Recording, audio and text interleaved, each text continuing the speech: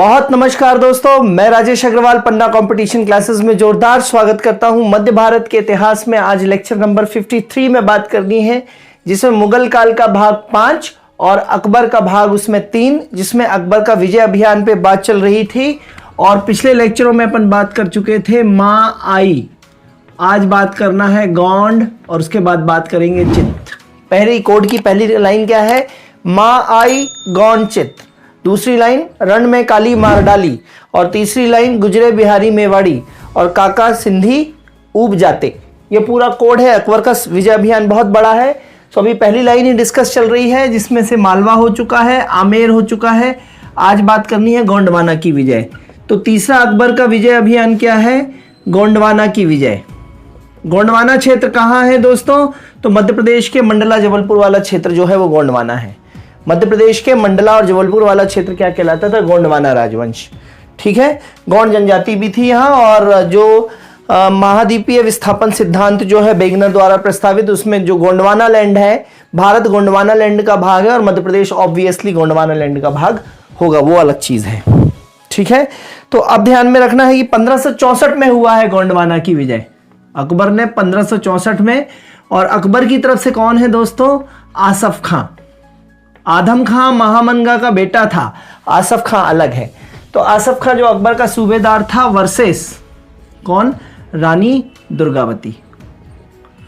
और रानी दुर्गावती हार जाती है और आसफ खां जीत जाता है। और इस तरीके से 1564 में गोंडवाना की विजय कर लेता है अकबर। ठीक है, अब इसमें मुख्य रूप से गोंडवाना विजय में जो अपन को बात करनी है वो रानी दुर्गावती के बारे में बात करनी है। ये तो अपना मुगल अकबर के हिसाब से हो गया। दुर्गावती के बारे में थोड़ा सा बताना जरूरी है, तो बात करते हैं रानी दुर्गावती की। हालांकि मध्य प्रदेश की रियासतों में गोंडवाना रियासत में भी बहुत अच्छे से चर्चा करेंगे, लेकिन यहाँ पे भी रानी दुर्गावती की चर्चा कर लेते हैं। रानी दुर्गावती का जन्म जो है 5 अक्टूबर 1524 को हुआ है। जन्म 5 अक्टूबर 1524 को हुआ है। चंदेल शासक कीरत राय की पिता जो थे इनके, वो थे चंदेल शासक कीरत राय। कीरत राय कहाँ के शासक थे? कालिंजर के शासक थे। कालिंजर प्लस महोबा। कालिंजर आज की डेट में कहाँ है दोस्तों? बांदा में है कालिंजर का किला। तो कालिंजर महोबा के शासक कौन थे? कीरत राय, चंदेल शासक थे। उनकी बेटी थी रानी दुर्गावती। ठीक है, महोबा के राठ गांव में इनका जन्म हुआ था। जन्म कहाँ हुआ था? महोबा के राठ गांव में। जो रानी दुर्गावती का जन्म हुआ था महोबा के राठ गांव में हुआ था। और दिन कौन सा था? दुर्गा अष्टमी का दिन था। नवरात्रे जो चलते हैं उसमें 8वां दिन था, तो दुर्गा अष्टमी का दिन था। दुर्गा अष्टमी के दिन 5 अक्टूबर 1524 दुर्गा अष्टमी के दिन जन्म होने के कारण इनका नाम क्या रखा गया? दुर्गावती। क्लियर है बात? फिर साहसी थी, सुंदर थी। रानी दुर्गावती साहसी थी, बहुत ज्यादा, बचपन से ही साहसी थी और सुंदर भी थी। ठीक है, और ये जो है रानी दुर्गावती जो कि चंदेल की राजकुमारी थी, ये प्रश्न आ चुका है दोस्तों व्यापम में। रानी दुर्गावती जो है वो चंदेल वंश की मायका है, राजकुमारी है, और बहू कहाँ की है? गोंडवाना की। तो रानी दुर्गावती जो है ना, ये गोंडवाना शासक जो है गोंडवाना शासक दलपत शाह से शादी करना चाहती थी। दलपत शाह से शादी करना चाहती थी। ठीक है, लेकिन दलपत शाह के जो पिताजी थे, दलपत शाह से प्रेम विवाह करना चाहती थी ये रानी दुर्गावती, लेकिन दलपत शाह के पिताजी जो थे वो राजी नहीं थे इस बात के लिए। तो उन्होंने एक शर्त रखी है ना, रानी दुर्गावती के जो पिताजी हैं वो राजी नहीं थे। तो रानी दुर्गावती के पिताजी कीरत राय ने यह शर्त रखी कि दलपत शाह मेरे से तलवारबाजी करे, और यदि वो तलवारबाजी में जीत जाता है तो फिर मैं ब्याह कर दूंगा, विवाह कर दूंगा। तो दलपत शाह और कीरत शाह तलवारबाजी का मुकाबला हुआ, और फिर उसमें दलपत शाह जी जो है वो जीत गए। और फिर रानी दुर्गावती का विवाह किससे हुआ? दलपत शाह से। तो रानी दुर्गावती का विवाह किससे हो गया जी? दलपत शाह से। ये रानी दुर्गावती और दलपत शाह का विवाह। ठीक है, विवाह के कुछ समय पश्चात है ना, तो दलपत शाह के साथ रानी कहाँ रहने लगी? बढ़िया गोंडवाना क्षेत्र में गढ़मंडला मंडला या गढ़मंडला में सुखपूर्वक अपने पति के साथ रानी दुर्गावती रहने लगी। ठीक है, लेकिन विवाह के तुरंत बाद रानी दुर्गावती के पिताजी की मृत्यु हो गई, कीरत राय, और कीरत राय की मृत्यु हो गई विवाह के पश्चात। कीरत राय चंदेल शासक की मृत्यु हो गई, और मृत्यु के पास चूंकि दुर्गावती कीरत राय की एकमात्र संतान थी, इसलिए कोई उत्तराधिकारी ना होने के कारण अकबर ने कालिंजर और महोबा दोनों पर अधिकार कर लिया। कीरत राय की एकमात्र संतान दुर्गावती थी, जो कि ब्याह के कहां चली गई, गोंडवाना चली गई, जबलपुर मंडला तरफ चली गई। अब कालिंजर और महोबा की तरफ जो कीरत राय की मृत्यु हो गई है, वहां कोई उसका उत्तराधिकारी ना होने के कारण अकबर ने जो है उस पर कालिंजर और महोबा पर अधिकार कर लिया। ये कहानी यहां पे हो जाती है। ठीक है, फिर विवाह के 1 वर्ष पश्चात, दलपत शाह से विवाह के 1 वर्ष पश्चात वीर नारायण पुत्र हुआ रानी को। रानी के पुत्र का नाम क्या था? वीर नारायण। तो विवाह के पश्चात, दलपत शाह से विवाह के पश्चात वीर नारायण नामक पुत्र हुआ, और पुत्र के होने के कुछ समय बाद दलपत शाह भी चल बसे। दलपत शाह की मृत्यु हो गई। पिता की मृत्यु हो गई थी पहले, अब पति की मृत्यु हो गई। ठीक है, रानी दुर्गावती से संबंधित 3 व्यक्ति कौन कौन से हैं? पिता, पति और पुत्र। पिता, पति, पुत्र। ठीक है, इसको याद रखने के लिए किदवी, ये तरीका बना लिया है अपन लोगों ने। जो महत्वपूर्ण शख्सियत है उनसे व्यक्ति संबंधित, पिता, पति, पुत्र। कीरत राय पिता, दलपत शाह पति और वीर नारायण पुत्र। तो किदवी, कीरत राय पिता, दलपत शाह पति और वीर नारायण पुत्र। तो दलपत शाह की भी मृत्यु हो जाती है। वीर नारायण जो है वो बालिग है, क्योंकि विवाह के 1 साल बाद वीर नारायण जन्म हुआ, और उसके कुछ समय बाद जो है वो दलपत शाह की मृत्यु हो जाएगी। तो वीर नारायण जो है ये नाबालिग हैं। कैसे हैं दोस्तों? नाबालिग हैं। तो इसकी तरफ से शासन करना किसको जरूरी हो गया? रानी ने शासन संभाला। रानी संरक्षिका बन के शासन संभाली। रानी संरक्षिका कहाँ? गोंडवाना में रानी ने संरक्षिका बन के शासन संभाला। और रानी के मुख्य जो मंत्री थे वो थे आधार सिंह। रानी का सबसे प्रमुख और सबसे विश्वास पात्र मंत्री कौन था? आधार सिंह। आधार सिंह, ध्यान देंगे, कायस्थ थे। इनका पूरा नाम क्या था? आधार सिंह कायस्थ। कायस्थ मतलब खरे, श्रीवास्तव, सक्सेना, निगम, ये कायस्थ होते हैं। ठीक है, याज्ञवल्क्य के स्मृति में बताया गया है कायस्थों के बारे में, है ना, प्राचीन भारत में बताया है मैंने। तो आधार सिंह रानी दुर्गावती के एक बहुत प्रमुख मंत्री थे।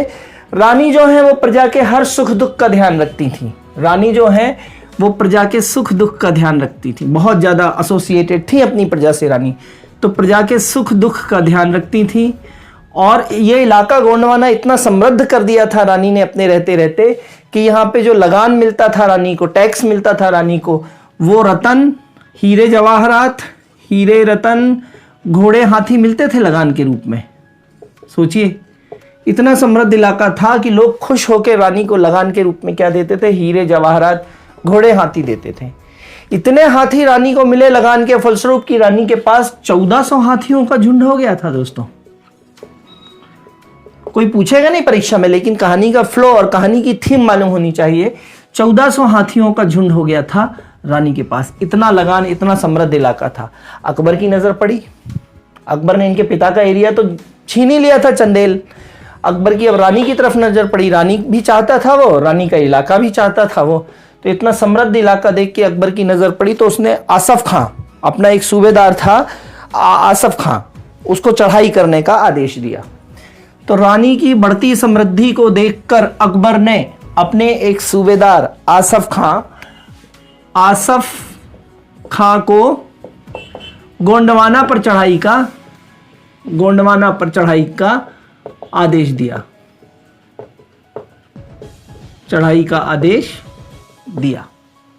ठीक है, रानी के मंत्री आधार सिंह ने जब देखा कि आसफ खां जो है वो चढ़ाई करने वाला है, उसको आदेश मिल गया है अकबर की तरफ से, तो आधार सिंह ने रानी को बोला, आधार सिंह ने रानी को समझाया कि हे रानी, आसफ खां अकबर का सिपह सालार बहुत ज्यादा शक्तिशाली है, अपन उनसे ना लड़े तो अच्छा है। अपन उनके सामने सरेंडर कर दें तो मारकाट भी कम होगी, अपना राज्य भी बचा रहेगा, सालाना अपन उनको कुछ पैसा पहुंचा दिया करेंगे सेंट्रल में, अकबर के पास।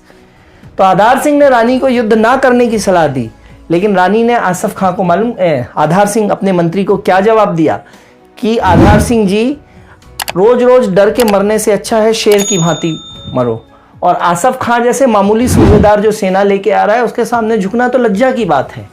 ठीक है, तो कलंकित जीवन जीने की अपेक्षा शान से मर जाना अच्छा है। आधार सिंह को रानी ने क्या कहा?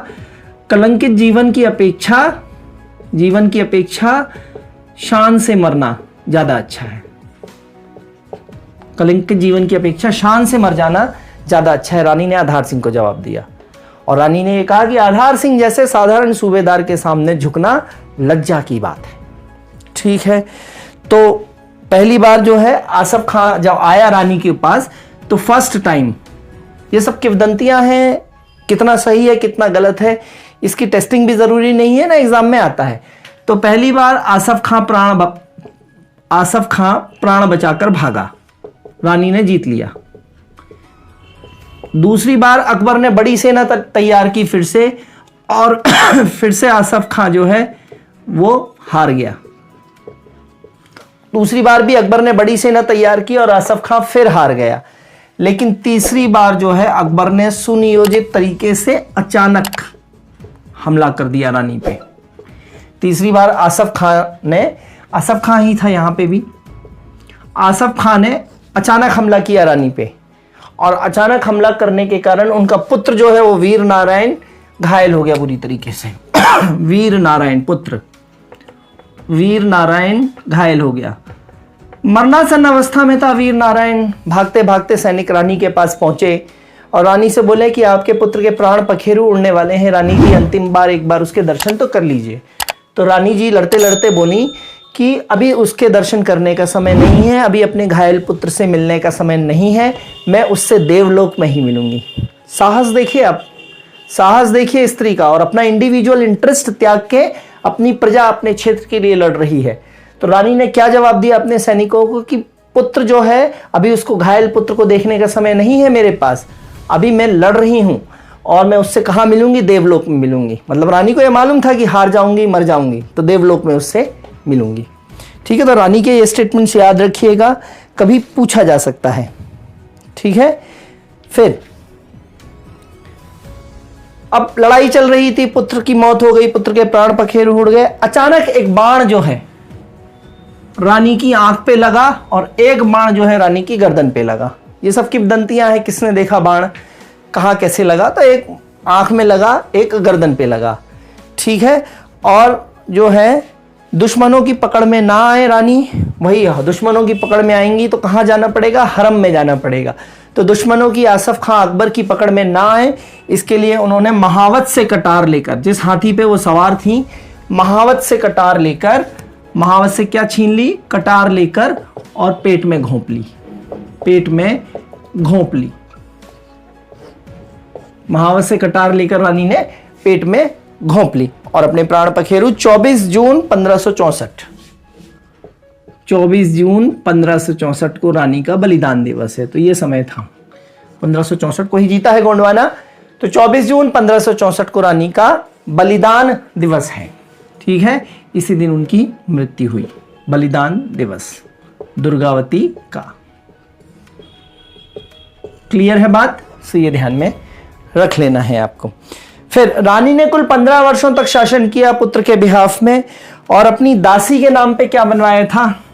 दासी को बोलते हैं चेरी, दासी का पर्यायवाची क्या है? चेरी।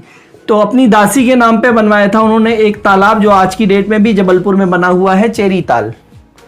अपने मंत्री जो आधार सिंह हैं, आधार सिंह के नाम पे जबलपुर में एक पूरा क्षेत्र है, आधार ताल इलाका है, आधार ताल। तो दासी के नाम पर चेरी ताल, मंत्री के नाम पर आधार ताल, और खूब सारे मंदिरों का निर्माण, मंदिरों का पुनर्निर्माण। काशी विश्वनाथ मंदिर उन्हीं का बनवाया हुआ है, गया का मंदिर उन्हीं का बनवाया हुआ है, और बहुत सारी धर्मशालाएं, सराय, अस्पताल, बाजार, इन सब का निर्माण किसने करवाया? रानी ने करवाया। ठीक है, तो प्रजा के लिए खूब काम करती थी। मंदिर, मठ, कुएं, बावड़ी, धर्मशाला, सारी चीजें बनवाई महारानी दुर्गावती। तो दुर्गावती बेटी कहाँ की हैं? चंदेल, कीरत राय। दुर्गावती बहू कहाँ की है? गोंडवाना, दलपत शाह की वाइफ। ठीक है। और बहुत डिटेल में आप रानी जानना चाहते हैं तो मैं मध्य प्रदेश की रियासतें पढ़ाऊंगा, उसमें बताऊंगा। ठीक है, तो यहीं पर लेक्चर समाप्त करता हूं, क्योंकि अगला लेक्चर जो है वो चित्तौड़गढ़ की विजय है। और चित्तौड़गढ़ की विजय में मैं पूरा मेवाड़ का इतिहास बताने वाला हूं, महाराणा प्रताप तक ले जाना है मुझे। ठीक है, आपको याद होगा मैं मेवाड़ का इतिहास, मेवाड़ का क्रम बता चुका हूं शासकों का। मेवाड़ के शासकों का क्रम क्या बताया था दोस्तों? मैंने मेवाड़ के शासकों का क्रम बताया था मैंने, बप्पा जय रखी हूं मोरी, है ना, ये वाला क्रम बताया था मैंने। बप्पा जय रखी हाँ मोकू और रायसंग उदय प्रताप का। 8वीं शताब्दी में बप्पा रावल एकलिंगी शिव मंदिर का निर्माण करवाया था, बप्पा रावल, फिर जयमल, है ना, फिर इस तरीके से चलते चले जाएंगे। ठीक है, खिजर खां चित्तौड़गढ़ का नाम हो, हमीर देव हो गया था, मोकल हो गया था। ठीक है, फिर कुंभा हो गया था, महाराणा कुंभा, फिर रायमल हो गया था, फिर महाराणा संग्राम सिंह है, महाराणा उदय सिंह है, और महाराणा उदय सिंह के बेटे कौन है? महाराणा प्रताप। तो फाइनली अकबर ने मजबूर कर दिया था महाराणा प्रताप को घास की रोटी खाने के लिए, लेकिन इन्होंने अकबर से कभी हार नहीं मानी थी। तो यही सब के बारे में टोटल बात होनी है। यहां तक की बात मैं पहले कर चुका हूं आपसे, है ना। तो अब आगे की बात ये पहले कर चुका हूं मैं बात आपसे, अब आगे की बात यहां से होगी, लेकिन डिटेल में ये भी दे दूंगा आपको। बप्पा जय रखी मोकू रायसंग उदय प्रताप का, ये पूरा मेवाड़ वंश के शासकों का क्रम है। ठीक है, तो मां आई गौड़ तक हो गया। अगले लेक्चर में बात करेंगे चित्त मतलब चित्तौड़गढ़ का घेरा या चित्तौड़ की विजय, किसके द्वारा? अकबर के द्वारा। ठीक है, लेक्चर को लाइक सब्सक्राइब शेयर करते रहिए। ठीक है, स्नेह बरसाते रहिए, उत्साह बरकरार रखिए। तब तक के लिए धन्यवाद, गुड बाय, जय हिंद दोस्तों।